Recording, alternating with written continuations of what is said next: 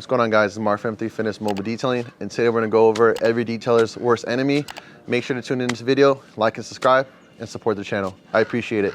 So when I say worst enemy, when it comes to detailing, for instance, people that do paint corrections, interior details, anything in the detailing world, sometimes new guys, or even guys that have been doing it for a long time, they don't charge accordingly. And when you don't charge accordingly, you do a lot of free stuff. So when you do try to charge a client, you guys are gonna have an issue. For instance, if I'm doing a 1 cent paint correction on a car, and say if this is a black Mercedes that we're doing, if I do 1 step paint correction on this car, but it needs more than a 1 step, but the client's thinking the car's gonna be perfect, for the detailer, we know that the realistic expectations. All right, Mark, so there are a lot of detailers over there not charging enough or giving out too much free stuff. But do you think it's important to do that when you get new customers or when you first start, or you need to put your foot down from the beginning? When you do first start, I guess that would be ideal, just because you're trying to get your name out there, trying to give the best work as possible. But then you're gonna have to make a decision. Are you gonna give everyone free stuff and free services, free everything? And you're gonna have to determine, as a business person, what should you charge and what is acceptable, what is not. For detailers, we always want to give the extra mile. This is the thing, I feel like detailers such as us, when we do detail, we want to give the extra mile, and we're not savvy in the business aspect. So that's why a lot of people do struggle in detailing, because they have the great work, but they're not the best businessmen. So with that being said, drop it down in the comments below. And if you do it for your regular clients or all your clients? Now, has this ever happened to you where you give somebody a freebie? Let's say, hey, book a ceramic coating, I'll give you a free wash. Are they expecting freebies every single time? Or do you let them know, hey, this one time, I got you? So when I first started off, I used to give a lot of free exterior washes with the interior detail. But then it just takes a lot from the interior detail. So you're like, I have to do this because I have to do this in a certain amount of time, and I got to wash your car. So now we charge accordingly. We would just charge them an additional $50, $60 so we could have more time to focus on in detailing. But yeah, that was a big thing for me. Giving a lot of people free washes in detailing, and then they started expecting it. It takes more time, and if I have an employee, we're just wasting another hour for free, basically. So you always got to take that in consideration. All right, Mark. So for people that don't know, how long have you been detailing? So right now we've been detailing for now 7 years. 7 years? 7 years detailing, man. Going strong. And we're going to expand our business, get more services, maybe some more employees, and we're looking for a shop. So hopefully everything lands in perfect order, and we grow from there. Now, you already have experience, but for new detailers out there who don't know how to say no to clients, for example, when they first start, they want to make the clients happy, and some clients take advantage, like, oh, can you remove that stain? Oh, can you do this and that? Oh, I've been supporting you since day one. Yeah. How do you break that? So now we're going more in deep into the topic. A lot of stuff's going into my head now. So one time we have this lady that's been supporting us for a long time, a couple years. I started increasing the price on her little by little. I was charging her 50 bucks. She had a 2500 Dodge Ram, and we started upping the prices little by little. I was charging her $50 to do a full wash, vacuum wipe down, full of pet hair, and kind of protect the exterior. So I didn't want to charge her, but I feel like I had to. So when I started charging accordingly, she was like, oh, like, I was your first time customer kind of thing. Like, why are you gonna like change the prices on me? I've been supporting since day one. But you're gonna have to make a decision. What are you gonna do? You're gonna be washing her car for $50 until the rest of your life, or you're gonna have to jump and charge accordingly. So I thought about it for a long time. I felt bad. I was like, you know what? She's an older client. She can't wash her car, but I don't want to charge her, but I have to when I go, because then I had an employee. So I was like, what do I do? Like, kind of thing. I talked to a couple people about it. Like, dude, you're overthinking it. Just charge the lady and go from there. If she wants to support you still, that's cool. If not, so be it. There's other people out there that are going to pay for what you're doing. So, and that goes for anybody starting off in detailing. don't put yourself in a box. A lot of people put themselves in a box like, oh, I just wash cars. I don't know how I'm gonna do it. You're gonna have to figure out to make jumps gradually. Like for me, started washing cars, and then I jumped to PPF, and then now I'm jumping to tinting. I'm jumping to other things as well, jumping into a shop.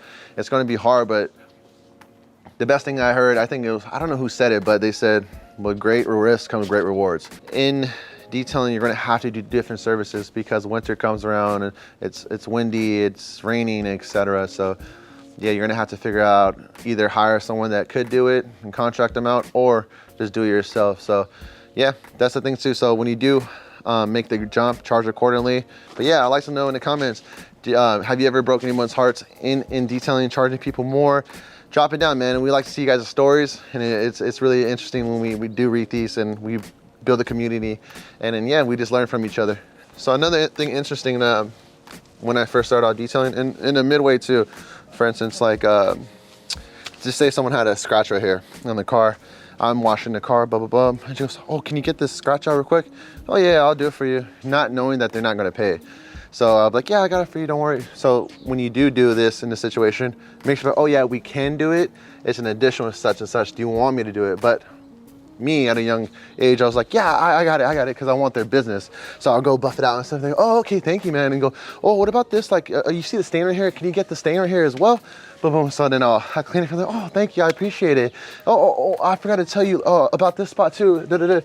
And then so I'll be doing this. And then I was like, all right, if I don't charge, they'll probably tip me really good, you know? Like, this is gonna be cool. Like, but remember, like, never expect anything from anybody, because at the end of the day, when I did all these services, she just gave me the straight $50. So I'm like, wow, no tip, no nothing. So make sure you do charge accordingly. Going back to that, because like I said, man, people can and they will take advantage of you. And it's sad to say, but it is what it is, you know? So Mark, you know, you're talking about don't get taken advantage of by customers, but what freebies are okay to do in your opinion? Like for example, maybe a quick spray wax, a leather conditioning. Yeah, for me, leather conditioning takes a long time. Like, that's cleaning and conditioning. I would never offer that as a freebie.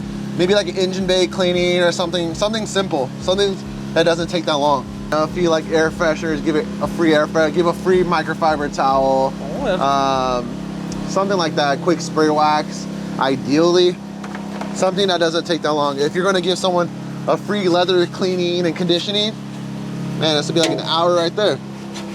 So if you do get someone something free, make sure it doesn't take a lot of time. But yeah, drop it down in the comments below. If you guys do get freebies, I'd like to see what you guys give. Another thing that would be cool, a little tip for you guys. If you can't get inside here because trying to clean the wheel well, ideally it would be a good idea just to use this here. You can get in there and agitate it. I want to talk about mistakes. It happens.